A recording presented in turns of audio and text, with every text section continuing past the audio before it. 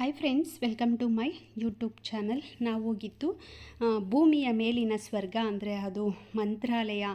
ರಾಯರ ದರ್ಶನ ತುಂಬ ಸುಲಭವಾಗಿ ಮಾಡಬಹುದು. ರಾಯರ ದರ್ಶನ ಮಾಡಲಿಕ್ಕೆ ನಾವು ಹೋಗಿದ್ವಿ. ತುಂಬಾ ಖುಷಿ ಆಯಿತು. ಸಡನ್ ಹೋಗಬೇಕು ಅಂತ ಡಿಸೈಡ್ ಮಾಡಿದ್ವಿ. ಬುಧವಾರ ಬೆಳಿಗ್ಗೆ ಡಿಸೈಡ್ ಮಾಡಿ ಗುರುವಾರ ಸಂಜೆ ಹೊರಟ್ಬಿಟ್ವಿ ನಾವು. ಪೂಜ್ಯಾಯ ರಾಘವೇಂದ್ರಾಯ ಸತ್ಯಧರ್ಮರಥಾಯ ಚ ಭಜತಾಂ ಕಲ್ಪವೃಕ್ಷಾಯ ನಮತಾಂ ಕಾಮಧೇನವೇ. ನಾವು ಹೊರಟಿದ್ದು ಬೆಂಗಳೂರಿಂದ ನೈಟ್ 10:30 ಬಸ್ಸಿಗೆ ಹೊರಟಿದ್ದು. ಬೆಳಗಿನ ಜಾವ 5:30ಗೆ ನಾವು ಮಂತ್ರಾಲಯವನ್ನು ತಲುಪಿದ್ವಿ. ಅಲ್ಲಿಂದ ಒಂದು ರೂಮ್ ಮಾಡಿಕೊಂಡು ಫ್ರೆಶ್ ಅಪ್ ಆಗಿ 7:30ಗೆಲ್ಲ ನಾವು ಮಂತ್ರಾಲಯದ ರಾಯರ ದರ್ಶನಕ್ಕಾಗಿ ಬಂದಿದ್ವಿ. ಎಷ್ಟು ಜನ ಇದ್ದರು ಅಂದರೆ ಅಷ್ಟರಲ್ಲೇ 7:30ನಲ್ಲೇ ತುಂಬ ಜನ ಇದ್ದರು. ಒಳಗಡೆ ವೀಡಿಯೋ ಮಾಡೋ ಹಾಗಿರಲಿಲ್ಲ. ಸ್ವಲ್ಪ ಸೈಡಲ್ಲಿ ನಿಂತಿದ್ದಾಗೆಲ್ಲ ವೀಡಿಯೋ ಮಾಡ್ಕೊಂಡ್ವಿ. ಯಾವುದೇ ಕಾರಣಕ್ಕೂ ದೇವಸ್ಥಾನದ ಒಳಗಡೆ ಹೋದ ಮೇಲೆ ವೀಡಿಯೋ ಮಾಡೋ ಹಾಗಿಲ್ಲ, ಮಾಡಬೇಡಿ ಅಂತ ಪೊಲೀಸವರೆಲ್ಲ ನಮಗೆ ವಾರ್ನ್ ಮಾಡ್ತಿರ್ತಾರೆ. ಅಲ್ಲಿ ರಾಯರ ದರ್ಶನ ಬೇಗ ಆಯಿತು. ನಮಗೆ ಅಕ್ಷತೆ ಪ್ರಸಾದ ಎಲ್ಲ ಸಿಕ್ತು. ಅಲ್ಲಿ ತೊಗೊಂಡು ಅಲ್ಲಿಂದ ಹೊರಟಿದ್ದು ನಾವು ಪಂಚಮುಖಿ ಮತ್ತು ಇದಕ್ಕೆ ಅಭಯ ಆಂಜನೇಯ ಸ್ವಾಮಿ ದೇವಸ್ಥಾನಕ್ಕೆ. ಫಸ್ಟು ನಾವು ಭೇಟಿಯಾಗಿದ್ದು ಅಭಯ ಆಂಜನೇಯ ಸ್ವಾಮಿ ದೇವಸ್ಥಾನಕ್ಕೆ. ಅಂದರೆ ನಾವು ಎಲ್ಲನೂ 12:30 ಒಳಗಡೆ ಮುಗಿಸ್ಕೊಂಡು ಬಿಟ್ವಿ. ಅಷ್ಟು ಬಿಸಿಲಿತ್ತು, ಹೋಗೋಕ್ಕೆ ಆಗ್ತಿರ್ಲಿಲ್ಲ, ಅಷ್ಟು ಇದಿತ್ತು. ಒಂದು ಫೋಟೋ ತೊಗೊಂಡು ಅಲ್ಲಿಂದ ನಾವು ಪಂಚಮುಖಿಗೆ ಹೋದ್ವಿ. ಏಕಶಿಲಾ ಬೃಂದಾವನಕ್ಕೆ ಹೋಗೋಣ ಅಂತ ಹೋದ್ವಿ. ಅಲ್ಲಿ ಹೋಗ್ತಾ ತುಂಗಾಭದ್ರಾ ನದಿಲಿ ಸ್ವಲ್ಪನೂ ನೀರಿಲ್ಲ. ನೋಡಿ ಎಷ್ಟು ಹೆಂಗಾಗಿದೆ. ಅದು ವೈಟ್ ಇದ್ದಿದ್ದಂತೂ ನೀರಂತೂ ಅಲ್ಲ, ನೀರು ಥರ ಕಾಣಿಸ್ತಾ ಇತ್ತಷ್ಟೇ. ಮಂತ್ರಾಲಯ ಆಂಧ್ರ ಪ್ರದೇಶದ ಕಲ್ಲೂರು ಜಿಲ್ಲೆಯ ಮಂತ್ರಾಲಯ ತಾಲೂಕಿನ ಈ ಊರು ರಾಘವೇಂದ್ರ ಸ್ವಾಮಿಯವರು ನೆಲೆಸಿದ್ದು ಪ್ರತ್ಯೇಕಗೊಂಡ ಸ್ಥಳ. ಇದು ತುಂಗಾಭದ್ರಾ ನದಿಯ ದಡದಲ್ಲಿದೆ. ತುಂಬ ರಾಘವೇಂದ್ರ ಸ್ವಾಮಿಗಳನ್ನು ಬೇಡಿದ ವರವನ್ನು ಕರುಣಿಸೋ ರಾಯರ ದರ್ಶನವನ್ನು ಮಾಡಬೇಕು ಅಂತ ಹೋಗಿದ್ವಿ. ಹಾಗೆ ಇಲ್ಲಿ ನಾವು ಏಕಶಿಲಾ ಬೃಂದಾವನದ ಹತ್ರ ಬಂದ್ವಿ. ಆವಾಗ ಅಲಂಕಾರ ಮಾಡ್ತಾಯಿದ್ರು. ನಾವು ಫುಲ್ಲು ಮುಗಿಸ್ಕೊಂಡು ಎಲ್ಲ ಹೊರಡೋಷ್ಟರಲ್ಲಿ 12:30ಗೆ ನಾವು ಪುನಃ ಮಂತ್ರಾಲಯದಲ್ಲಿದ್ವಿ. ಇದು ಗಣಪತಿಗೆ ಅರಿಶಿನ ಹಚ್ಚಿ ಪಂಚೆ ಎಲ್ಲ ಉಡಿಸ್ತಾಯಿದ್ರು. ಹಾಗೆ ಮುಂದೆ ಬಂದ್ವಿ. ಮುಂದೆ ಫುಲ್ಲು ಅಲ್ಲಿ ಗೋಶಾಲೆ ಇದೆ ಏಕಶಿಲಾ ಬೃಂದಾವನದ ಹತ್ರ. ಅಲ್ಲಿ ಫುಲ್ಲು ಸಗಣಿಲಿ ಸಾರಿಸ್ಬಿಟ್ಟು ಫುಲ್ಲು ರಂಗೋಲಿ ಹಾಕಿದರು. ನನಗಂತೂ ತುಂಬ ಇಷ್ಟ ಆಯಿತು. ನೋಡಿ ಎಷ್ಟು ಚೆನ್ನಾಗಿತ್ತು. ಸುಮಾರು ಹೊತ್ತು ನಾನು ಅಲ್ಲೇ ನೋಡ್ತಾ ನಿಂತಿದ್ದೆ. ನನಗಂತೂ ಸಖತ್ ಇಷ್ಟ ಆಯಿತು. ಅಲ್ಲಿ ವೀಡಿಯೋ ಮಾಡಬೇಕಿದ್ರೆ ಬಿಸಿಲಿಗೆ ಏನೂ ಕಾಣಿಸ್ತಾನೆ ಇರಲಿಲ್ಲ, ಹಾಗಿತ್ತು. ನೋಡಿ ಎಷ್ಟು ಚೆನ್ನಾಗಿತ್ತು ಅಂದರೆ, ಸಗಣಿಲಿ ಸಾರಿಸ್ಬಿಟ್ಟು ರಂಗೋಲಿ ಹಾಕಿದ್ರೆ ಅದು ಒಂಥರ ತುಂಬಾ ಚೆನ್ನಾಗಿರುತ್ತೆ. ನನಗಂತೂ ತುಂಬಾ ಇಷ್ಟ ಆಯಿತು. ಸ್ವಲ್ಪ ವೀಡಿಯೋ ಮಾಡಿದೆ. ಆಮೇಲೆ ತಕ್ಷಣವೇ ವೀಡಿಯೋ ಮಾಡಬೇಡಿ ಅಂತ ಇದ್ದರು. ನೋಡಿ ತುಂಗಾಭದ್ರಾ ನದಿಲಿ ಬರಬೇಕಿದ್ರೆ ನೋಡ್ಕೊಂಡು ಬಂದೆ. ಎಲ್ಲೂ ನೀರು ಸಿಕ್ಕಿಲ್ಲ. ಏಕಶಿಲಾ ಬೃಂದಾವನ ಇಲ್ಲಿ ಮಾತ್ರ ಸ್ವಲ್ಪ ಇಷ್ಟಗಲದಲ್ಲಿ ನೀರಿತ್ತು. ನಾವೆಲ್ಲರೂ ಹೋಗಿದ್ವಲ್ಲ, ನಮ್ಮಮ್ಮ, ನಾನು, ನನ್ನ ಹಸ್ಬೆಂಡು, ನನ್ನ ಮಗ ಎಲ್ಲ ಮಗಳು, ನಮ್ಮ ಅಕ್ಕನ ಮಗ, ನನ್ನ ತಂಗಿ ಮಗಳು ಮತ್ತು ನಮ್ಮ ಆಂಟಿ, ಇಷ್ಟು ಜನ ಹೋಗಿದ್ವಿ. ಇದು ರಾಯರ ಬೃಂದಾವನ. ನೋಡಿ ಎಷ್ಟು ಚೆನ್ನಾಗಿದೆ ಅಂದರೆ ತುಂಬಾ ಚೆನ್ನಾಗಿತ್ತು. ಹಾಗಾಗಿ ನೋಡಿ ಇವರು ಎಲ್ಲರೂ ನಾವು ಹೋಗ್ಬಿಟ್ಟು ಬರೋಣ, ಅಲ್ಲಿಗೆ ನದಿ ಹತ್ರ ಹೋಗಿ ನೀರು ಮುಟ್ಟೋಣ ಅಂತ ಹೋದರು. ನಾನು ವೀಡಿಯೋ ಮಾಡ್ಕೋತೀನಿ, ನೀವೆಲ್ಲರೂ ಹೋಗಿ ಅಂತ ಹೇಳಿ ನಾನು ಹೋಗಲಿಲ್ಲ. ಅಲ್ಲಿ ತುಂಬ ಬಿಸಿಲಿತ್ತು, ಕಾಲೆಲ್ಲ ಸುಡ್ತಾ ಇತ್ತು ಸಿಕ್ಕಾಪಟ್ಟೆ. ಕಲ್ಲು ಬೇರೆ ಕಾದೋಗ್ಬಿಟ್ಟಿತ್ತು. ಇದು ರಾಯರು ಬಳಸ್ತಿದ್ದಂತಹ ಒರಳುಕಲ್ಲು, ರುಬ್ಬಕಲ್ಲದು ಅದೊಂದು. ಆಮೇಲೆ ನೆಕ್ಸ್ಟು ಅಲ್ಲಿ ಮುಗಿಸಿ ನಾವು ಪಂಚಮುಖಿಗೆ ಬಂದ್ವಿ. ಪಂಚಮುಖಿ ಆಂಜನೇಯ ಸ್ವಾಮಿ ದೇವಸ್ಥಾನಕ್ಕೆ. ಅಲ್ಲಿ ಫುಲ್ಲು ಎಲ್ಲ ಆರೆಂಜ್ ಕಲರ್ ಪೇಂಟೇ ಹೊಡೆದಿದ್ರು ಪಂಚಮುಖಿಲಿ. ಹಾಗೆ ನಾನು ಸ್ವಲ್ಪ ವೀಳ್ಯದೆಲೆ ಮತ್ತು ಹೂವು ತೊಗೊಂಡೆ. ಇಷ್ಟು ಹೂವು ತೊಗೊಂಡು ಹೋಗೋಣ ಅಂತ ಹೇಳಿ ಹೋದ್ವಿ. ನನ್ನ ಅಕ್ಕನ ಮಗ ವೀಡಿಯೋ ಮಾಡ್ತಾಯಿದ್ದ. ನನಗಂತೂ ಅದು ಮೆಟ್ಲತ್ತು ಹೋಗ್ಬೇಕಿದ್ರೆ ಆಂಜನೇಯ ಸ್ವಾಮಿ ದೇವಸ್ಥಾನದಲ್ಲಿ ತುಂಬ ಖುಷಿಯಾಯಿತು ನನಗೆ. ಒಂಥರ ಅಲ್ಲಿ ತಣ್ಣಗಿತ್ತು. ಸ್ವಲ್ಪ ಮೇಲೆ ಹೋಗ್ತೀವಲ್ವ, ಅಲ್ಲಿ ಮೆಟ್ಲತ್ತಿ ಅಲ್ಲಿ ತಣ್ಣಗಿತ್ತು. ಅದು ಬಿಟ್ಟರೆ ಬೇರೆ ಕಡೆ ಎಲ್ಲ ಕಣ್ಣೇ ಬಿಡೋಕ್ಕಾಗ್ತಿರ್ಲಿಲ್ಲ, ಅಷ್ಟು ಬಿಸಿಲಿತ್ತು. ತುಂಬಾ ಒಂಥರ ಖುಷಿಯಾಯಿತು ಅಲ್ಲಿ. ಹಾಗೆ ನಾನು ತೊಗೊಂಡಿದ್ದಂಥ ವೀಳ್ಯದೆಲೆ 108 ವೀಳ್ಯದೆಲೆ ಮತ್ತು ಮಲ್ಲಿಗೆ ಎರಡನ್ನೂ ತೋರಿಸ್ತಾ ಇದ್ದೀನಿ ನೋಡಿ. ಅದು ಅಲ್ಲಿ ಹೋಗಿ ಒಳಗಡೆ ಕೊಟ್ಟರೆ, ಮೊದಲು ಲಾಸ್ಟ್ ಟೈಮ್ ಹೋಗಿದಾಗ ಬಾಳೆಹಣ್ಣು ಪೂಜೆ ಸಾಮಾನೆಲ್ಲ ತೊಗೊಂಡ್ಬಿಟ್ಟಿದ್ವಿ.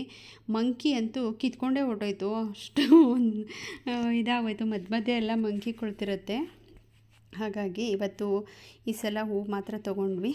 ಹಾಗೆ ಪಂಚಮುಖಿ ಎಲ್ಲ ಮುಗಿಸ್ಕೊಂಡು ಮತ್ತೆ ನಾವು ಮಂತ್ರಾಲಯಕ್ಕೆ ಬಂದು ರಾಯರ ಪ್ರಸಾದ ಊಟ ಮಾಡಿ ಮಧ್ಯಾಹ್ನ ಮಲಗಿದ್ದು 4:15 ಎದ್ದು ಪುನಃ ರೆಡಿಯಾಗಿ ದರ್ಶನಕ್ಕೆ ಬಂದ್ವಿ.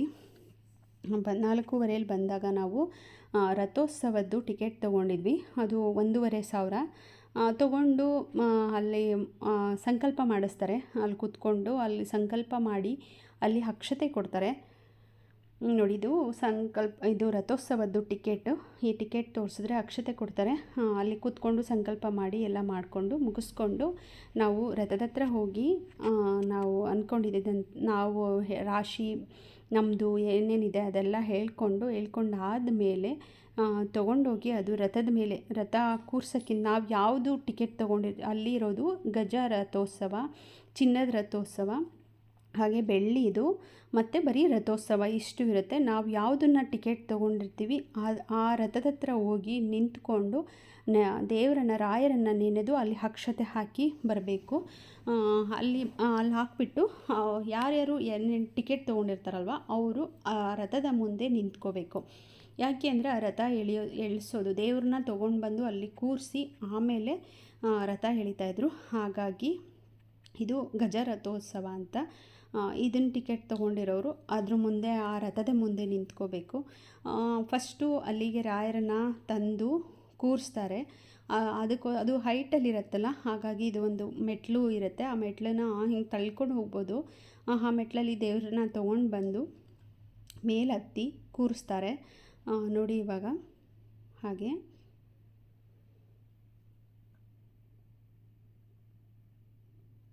ತುಂಬಾ ಸೆಕೆ ಇತ್ತು. ಹಾಗೆ ಎಷ್ಟು ಸೆಕೆ ಅಂದರೆ ಫುಲ್ಲು ಆ ಕಡೆ ಒಂದು ಫ್ಯಾನ್ ಸುತ್ತ ಫ್ಯಾನ್ ಹಾಕಿದ್ರು ಅಂದ್ರೂ ತುಂಬಾ ಸೆಕೆ ಇತ್ತು. ದೇವ್ರನ್ನ ತೊಗೊಂಡೋಗ್ತಾ ಇದ್ದಾರೆ. ಫುಲ್ ಅಲ್ಲೆಲ್ಲ ಇದು ಮಾಡ್ತಾಯಿದ್ರು. ಎಷ್ಟಾಗಿತ್ತು ಟೈಮು ಅಂದರೆ 6:30 7 ಗಂಟೆ ಆಗಿತ್ತು. ನಾವಲ್ಲಿ ಕೂರಿಸಿದಾಗ ಒಬ್ಬರು ತೊಗೊಂಡೋಗಿ ಸ್ವಾಮಿಗಳು ಅಲ್ಲಿ ಇಡ್ತಾರೆ ರಾಯರನ್ನು. ಇನ್ನೂ ಒಬ್ಬರು ಬಂದು ಅಲ್ಲಿ ಮಂಗಳಾರತಿ ಮಾಡಿ ಹೂ ಇಟ್ಟು ಮಂಗಳಾರತಿ ಮಾಡ್ತಾರೆ. ಆ ರಥೋತ್ಸವದ ಟಿಕೆಟ್ ಯಾರು ತೊಗೊಂಡಿರ್ತಾರೋ ಅವರು ದೇವಸ್ಥಾನದ ರಾಯರ ಮಠದಲ್ಲಿ ದೇವಸ್ಥಾನದ ಒಳಗಡೆ ಫುಲ್ಲು ಒಂದು ರೌಂಡ್ ಬರ್ತಾರೆ. ಇದು ಒಂದು ರೌಂಡ್ ಬಂದು ಆದಮೇಲೆ ಅದೇ ದೇವರನ್ನು ಎತ್ಕೊಂಡು ಪುನಃ ಬಂದು ಇನ್ನೊಂದು ರಥದಲ್ಲಿ ಇಡ್ತಾರೆ. ಅದನ್ನು ಆ ರಥದಲ್ಲಿ ಇಟ್ಟು ಪುನಃ ಪೂಜೆ ಮಾಡಿ ನೋಡಿ ಇಲ್ಲಿ ತೊಗೊಂಡು ಬರ್ತಾ ಇದ್ದಾರೆ. ಅದು ಗಜ ರಥೋತ್ಸವ. ಇದು ರಥೋತ್ಸವ. ಇದನ್ನು ನಾವು ತೊಗೊಂಡಿದ್ದು ರಥೋತ್ಸವ ಮಾತ್ರ ತೊಗೊಂಡಿದ್ದು 1,500 ಕೊಟ್ಟು ತೊಗೊಂಡಿದ್ದು. ಅಲ್ಲಿ ಇಟ್ಟು ದೇವರನ್ನು ಪುನಃ ಹೂ ಇಟ್ಟು ಪೂಜೆ ಮಾಡ್ತಾರೆ, ಮಂಗಳಾರತಿ ಮಾಡಿ ಕೊಡ್ತಾರೆ. ಅವರು ದೇವರನ್ನು ತರೋ ಅಷ್ಟರಲ್ಲಿ ನಾವು ಅಕ್ಷತೆನ ಆ ರಥದ ಒಳಗಡೆ ಹಾಕಬೇಕು. ನಾವು ದೇವ್ರನ್ನ ನೆನೆದು ಅದ್ರ ಒಳಗಡೆ ಹಾಕಬೇಕು. ಹಾಕ್ಬಿಟ್ಟು ಅದ್ರ ಮುಂದೆ ಗಂಡಸರು ಪಂಚೆ ಮತ್ತು ಶಲ್ಯ ಹಾಕ್ಕೊಂಡಿರಬೇಕು. ಯಾವುದೇ ಕಾರಣಕ್ಕೂ ಶರ್ಟು ಬನಿಯನು ಎಲ್ಲ ತೆಗೆದುಬಿಡಬೇಕು, ಅದು ಹಾಕ್ಕೋಬಾರ್ದು. ಮತ್ತು ಲೇಡೀಸ್ ಎಲ್ಲರೂ ಸ್ಯಾರಿ ಹಾಕ್ಕೊಂಡಿರಬೇಕು ನೋಡಿ. ಮಂಗಳಾರತಿ ಮಾಡ್ತಾಯಿದ್ದಾರೆ. ಅವರು ಗಂಡಸರು ಹೇಳ್ಕೊಂಡು ಬರ್ತಾರೆ, ಮಿಕ್ಕಿದವರು ಅದರ ಹಿಂದೆ ಬರಬೇಕು ರಥದಲ್ಲಿ. ಅವರು ಯಾರು ಟಿಕೆಟ್ ತೊಗೊಂಡಿರ್ತಾರೋ ಅವರವರ ರಥದ ಹಿಂದೆ ದೇವಸ್ಥಾನದ ಸುತ್ತ ಒಂದು ರೌಂಡ್ ಬರ್ತಾರೆ. ಇದು ಮಾಡಿಸಿದ್ದಂತೂ ನಮಗಂತೂ ತುಂಬಾ ಖುಷಿ ಆಯಿತು. ಒಂದು ಹಗ್ಗ ಕಟ್ಟಿ ಕೊಟ್ಟಿರ್ತಾರೆ, ಇನ್ನೊಂದು ಒಂದು ನೇಗಿಲು ಕೊಟ್ಟಿರ್ತಾರೆ ನೋಡಿ. ಆರತಿ ಮಾಡಿದ್ದು ಆರತಿ ಬಂತು.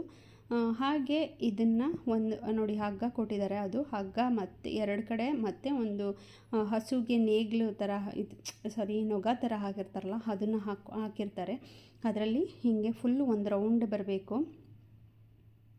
ನಾವು ಇದರ ಹಿಂದೆ ಹೋದ್ವಿ, ಅಂದರೆ ವೀಡಿಯೋ ಮಾಡೋಕ್ಕಾಗಲಿಲ್ಲ ನನಗೆ, ತುಂಬ ರಶ್ ಇತ್ತು. ಏನಾರು ಒಂಚೂರು ಹಿಂಗೆ ಹಿಡ್ಕೊಂಡ್ರೆ ಸಾಕು ಫುಲ್ಲು ಎಳ್ದಾಡ್ತಿದ್ರು. ಅದು ಆದಮೇಲೆ ಅದು ರಥೋತ್ಸವ ಹೋಗ್ತಿದ್ದಂಗೆ ಬೆಳ್ಳಿ ರಥವನ್ನು ತಂದು ರೆಡಿ ಮಾಡ್ಕೊತಾರೆ. ಯಾಕೆ ಅಂದರೆ ಅದು ಮುಗಿದಿದ ತಕ್ಷಣ ಇದಕ್ಕೆ ಆ ದೇವರನ್ನು ಶಿಫ್ಟ್ ಮಾಡಿ, ರಾಯರನ್ನು ಶಿಫ್ಟ್ ಮಾಡಿ ಇಲ್ಲಿ ಮತ್ತೆ ಪೂಜೆ ಮಾಡಿ, ಹೂ ಇಟ್ಟು ಪೂಜೆ ಮಾಡಿ ಪುನಃ ಒಂದು ರೌಂಡ್ ಬರ್ತಾರೆ. ಇದು ನಾನು ದೇವಸ್ಥಾನದಿಂದ ಆಚೆ ಬಂದಾಗ 7 ಗಂಟೆಯಲ್ಲಿ ಎಷ್ಟು ರಶ್ ಇತ್ತು ಅನ್ನೋದನ್ನು ನೋಡಿ, ಇಷ್ಟು 9:30 ಆದ್ರೂ ಕೆಳಗಡೆ ಕೂತ್ಕೊಳ್ಳೋಕ್ಕಾಗ್ತಿರಲಿಲ್ಲ, ಬರೀ ಕಾಲಲ್ಲಿ ನಡೆದಾಡೋಕ್ಕಾಗ್ತಿರಲಿಲ್ಲ, ಅಷ್ಟು ಬಿಸಿ ಇತ್ತು ಕೆಳಗಡೆನೆಲ್ಲ, ಅಷ್ಟು ಕಾದೋಗಿತ್ತು.